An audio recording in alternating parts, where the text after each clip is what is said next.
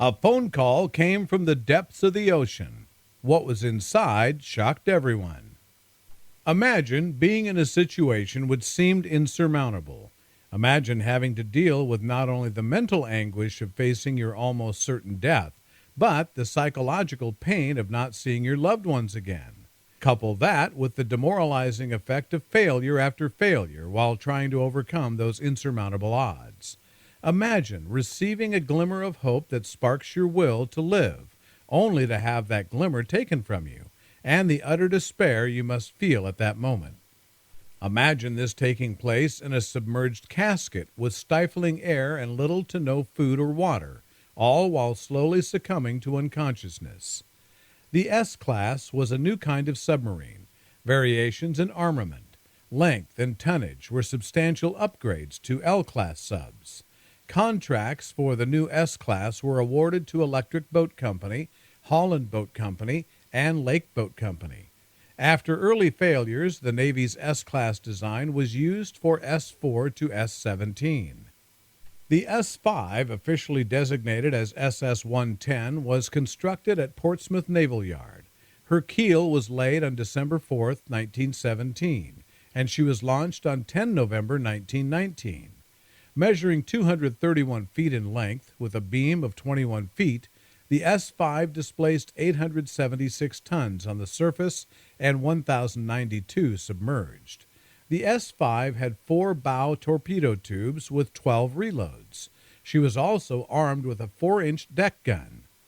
The S-5 was commissioned on 6 March 1920 and underwent sea trials from early May to mid-August. She performed well overall, but one major problem was identified.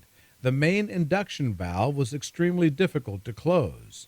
It was an essential valve that, when open, would allow fresh air in throughout the sub. It was necessary for the diesel engines to have sufficient air while on the surface. However, the valve had to be closed quickly when submerging, otherwise the sub would flood. Dive! Dive! On the morning of 1 September 1920, the S-5 commenced a surface speed run. Everything went well. The S-5's skipper, Charles Savvy Cook, ordered the sub to conduct a crash dive to meet the Navy's standard of submerging in under 1 minute. The best the S-5 was able to do, up to that point, had been 4 minutes, but today the crew thought they just might be able to beat the clock. Water was barely an inch below the watertight door. If the water spilled over into the next compartment, the battery room would be filled with seawater. With the water unable to be stopped, the men had little choice but to abandon the torpedo room. Valves were being closed in compartments to stop the water from entering, but the main induction system was open ever so slightly, even after the power of many men trying to turn the valve. Cook gave orders to rise and to blow the main tanks. It was all for naught. The extra weight of so many scores of tons of water in the torpedo room was too much for the S-5 to overcome. She was headed for the bottom. The real question was whether she would survive impact. The sub needed to get off the bottom. Cook decided to blow the aft tanks. The hope was that the sudden buoyancy would lift the bow, even though it was flooded. The tanks were blown. The stern gained buoyancy, but the bow did not rise. Soon the sub was at an angle of 60 degrees, stern raised, bow on the bottom. Everything was soaked with a combination of seawater, oil, diesel fuel, and grease. 40 men submerged in a horizontal steel cigar-shaped cylinder, living in a vertical world. The situation was becoming increasingly more desperate. A little ingenuity, despite the effects of high levels of carbon dioxide, led the men to work out a trigonometry problem. Factoring their 231-foot vessel on a 57-degree incline from a depth of 180 feet, the men calculated that 14 feet of the sub must be above water.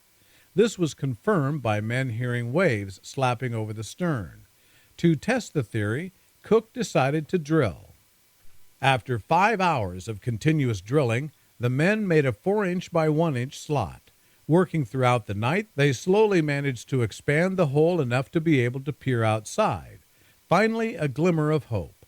Cook saw the most beautiful thing he had ever seen, a ship.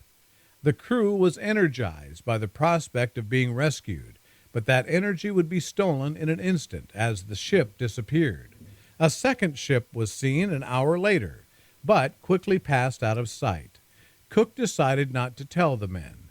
After 16 hours of drilling and chiseling, the men had created a 6-inch by 8-inch hole.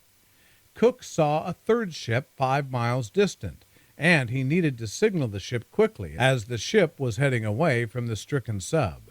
He estimated he had 10 to 15 minutes to attract the ship's attention. With most of the crew unconscious at this point, Cook knew that this was their last chance for survival. With nothing to burn and no flag to wave, the ship would disappear and the men would die. An exchange ensued between the captains of the S-5 and the Atlantis. "What ship are you?" "Submarine S-5. "What nationality?" "United States." "Where are you bound?" "To hell by compass." At 0334 hours on September 3, 1920, Grissom and Cook were the last 2 men out of the S-5. Every man had been saved. On the bottom again. With the crew rescued and nestled in bunks on board the USS Ohio BB-12, it was decided that the Atlantis would attempt to tow the S-5 to shallow water. As the telegraph rang, dead slow, the Atlantis slowly crawled away, picking up the slack in the towing cable. The Atlantis made only 100 yards before coming to a stop. The order given for full speed did nothing to improve the situation. The Atlantis did not move an inch. The sunken sub was much too heavy for the small merchant steamer. After nearly an hour of going nowhere at full throttle, the Atlantis relinquished the towing duty to the Ohio. The Atlantis, which gave life to so many, was now on her final voyage to the scrapyard in Norfolk. The Navy did not want to abandon their new submarine on her maiden voyage. After much debate by the highest-ranking officials on scene, it was decided the Ohio would make the next attempt to tow the S-5 to shallow water.